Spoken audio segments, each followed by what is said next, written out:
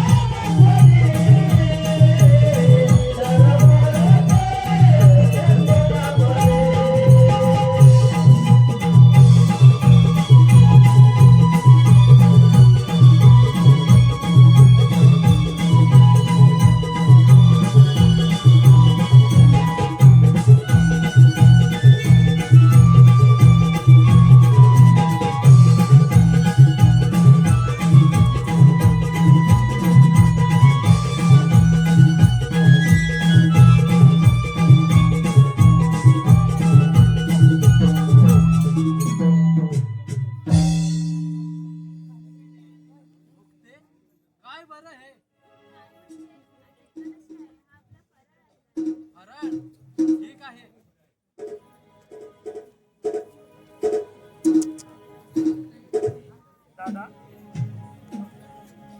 बाबाने जाताना हे पत्र लिहून ठेवलं होतं. हसलात का दादा? हे वाचिक पंडित हे काय आम्हाला शुद्धीपत्र देणार?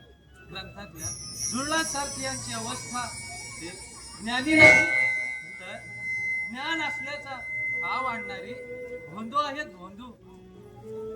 दादा, कसं बोलताय? ते ज्ञानपीठाचे अधिपती आहेत. समाज मानतो, आपणही आदर करायला हवा. आदर करावा तो कोणाचा? असं कोणतं प्रायचित्त दिलं त्यांनी आपल्या आई वडिलांना? दादा, ती देखील मानसिक आहेत ना. आई बाबांची शेवटची इच्छा म्हणून तरी आपण पैठणला जाऊया. पैठणला कशासाठी? दादा, शुद्धीपत्र आणायला. अशुद्धांनी शुद्धीपत्र द्यायचं? दादा, ते धर्म अधिकारी आहेत. ते धर्म मारेकरी आहेत ना, ते काय आम्हाला शुद्धीपत्र देणार? दादा, ते कोणीही असो, आपल्याला धर्माचरण सोडून चालणार नाही. आई बाबांची शेवटची इच्छा म्हणून तरी आपण पैठणला जाऊया आणि शुद्धीपत्र घेऊया. धर्मसंकल्पना आपणच बदलायला हव्या. या ग्रंथांमध्ये दडपलेला धर्म आपणच मोकळा करायला हवा. दादा, आपल्याला समाजाभिमुख व्हायला हवं. समाजाचा आदर करायला हवा. मार्गाद्वारे वर्तावे, विश्व हे मोहरे लावावे, अलौकिक न होवावे लोकांप्रती. तरच लोक महिमा मान्य करते. दादा, तुम्ही मार्ग दाखवा, मी अंगीकारेन. ठीक आहे ज्ञाना.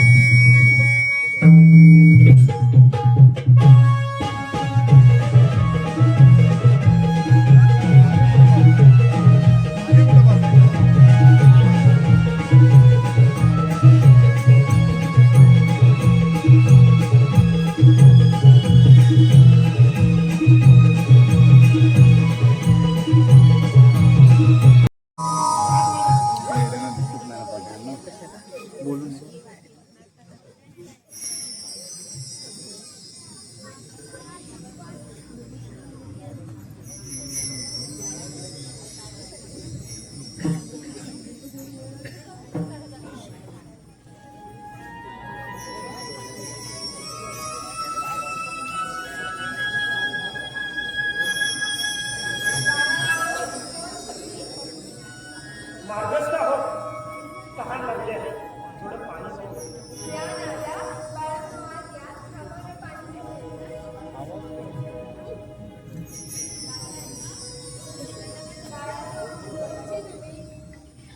आम्ही आळंदीचे. जन्माने ब्राह्मण, ब्राह्मणाने शूद्र ठरवले. भिक्षुक झालो.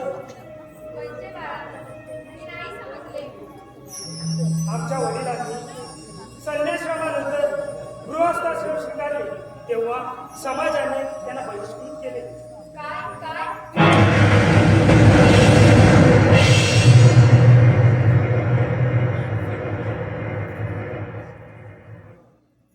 होय, ते आमचे वडील.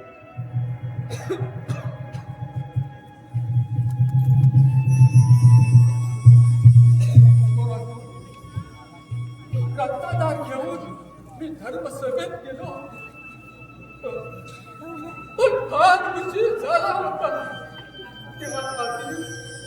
तेव्हा आधीच त्या सात्विक माणसाने देवाची आज्ञा समजून देहात पण केलं होतं.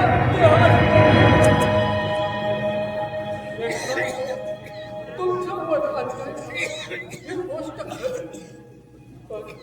पण मी तुम्हाला शास्त्राचा तो घेऊन तुम्ही धर्मपिता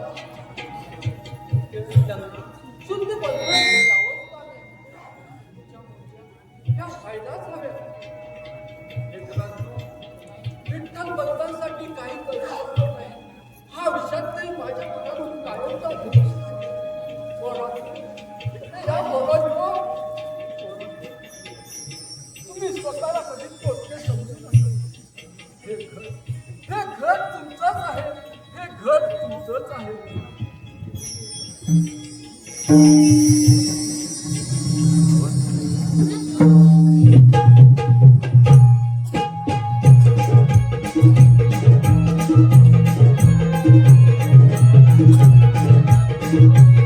इंद्रायणी काठी देवाची आळंदी.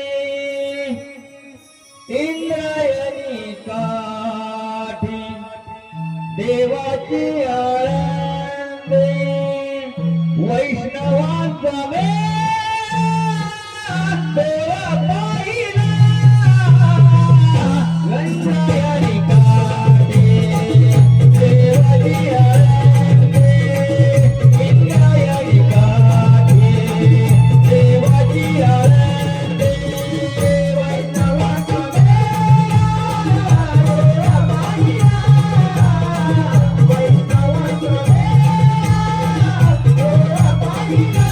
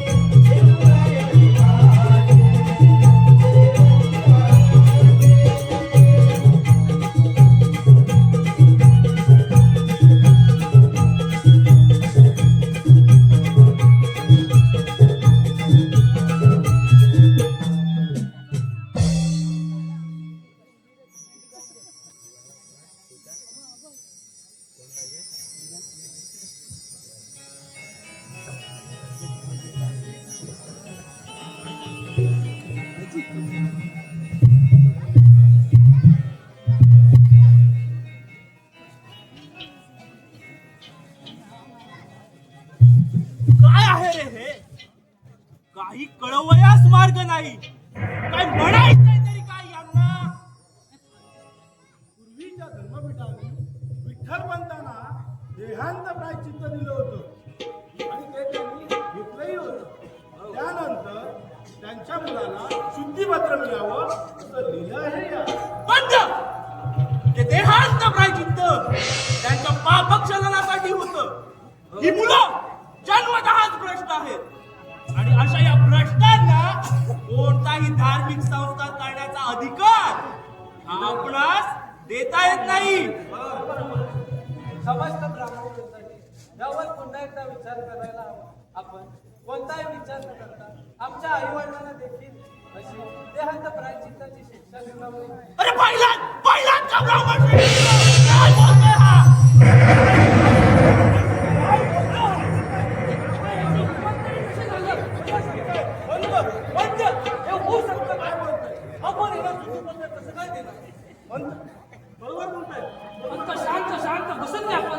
थांबा पंत थांबा. मी आपल्या भावना समजू शकतो. जर आपणास या संपूर्ण ब्रह्मवृंदावर संशय असेल तर आपण काशी क्षेत्र गाठावं आणि तेथील काशी पीठाकडूनच शुद्धीपत्र घेऊन यावं. ते शुद्धीपत्र आम्हीही मान्य करू.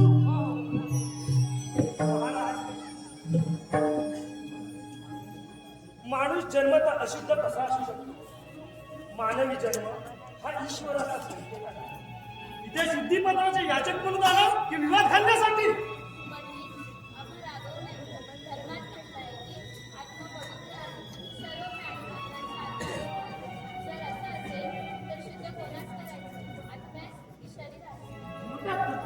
गोष्टी करतात आणि आपलं वय काय, आपण बोलतोय काय आणि आपण कुणासमोर बोलतोय याचं तरी भान. महाराज, ज्ञानाला वय नसतं आणि आत्म्यालाही नसतं. वय वय शरीराला असतं. जरी माझं शरीर जरी बोलत असलं तरी त्याचा बोलविता हा आत्मा आहे. तसेच या सर्व प्राणी मात्रांचा आत्मा हा एक आहे. अरे सिद्ध करून दाखवू शकतो का आळंदीच्या पोरा? 4 पोथी वाचून पोपटपंची करणं सोपं असतं रे. थांबा, इतक्यावरच वाद कशाला? ज्ञान बराया माझ्यात गोबाराया. ज्ञान बराया माझ्यात गोबाराया. ज्ञान बराया माझ्यात गोबाराया. ज्ञान बराया माझ्यात गोबाराया.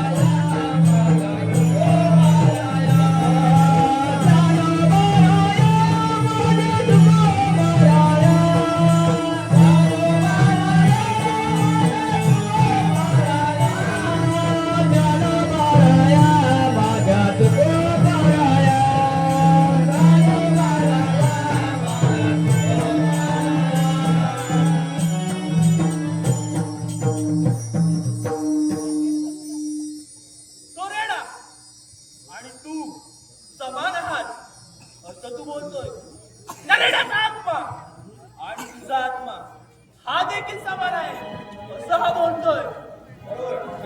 तर आता हा मास सांग, तो रेडा तुझ्यासारखा बोलू शकेल का? महाराज, जर या रेड्याचा आणि माझ्या आपल्याचा संवाद घडला तर जे मी बोले तो ते कोणी बोले.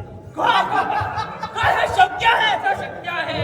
काय शक्य आहे? रेडा बोलेल? कानका आळंदीचा पोर आपणाच तत्वज्ञान शिकवतोय. अरे जर एवढाच कोण गप्पा मारतोयस ना तर साक्षात करून दाखव. ए, रेड्या, काय नाव काय रे याचं? ज्ञाना.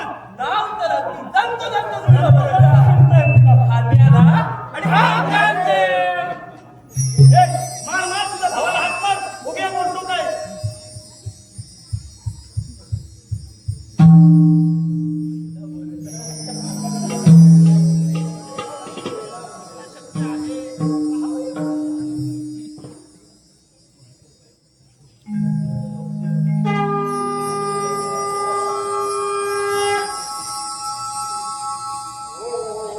अग्निवीळे पुरोहितं यज्ञस्य देवविदं होताय रत्नधातं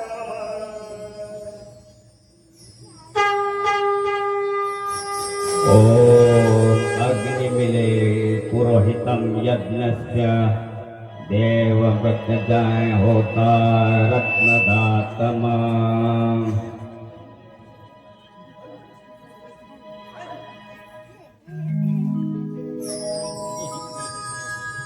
ज्ञानदेवा.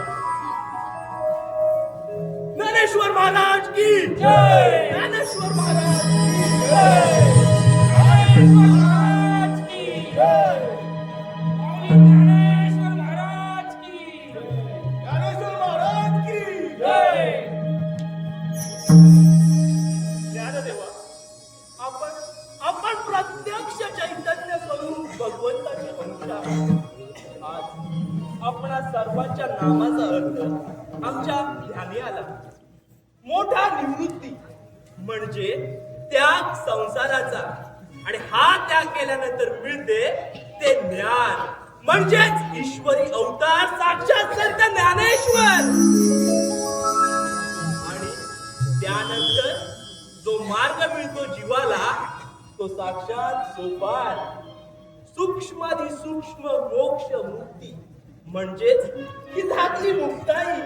आणि काय म्हणावं आपल्या या मनुष्य जीवनात, आपण सर्वजण खरोखरच अलौकिक आहात. अहो, आमच्यासारख्या या पामरांनी आपणास काय शुद्धीपत्र द्यावं?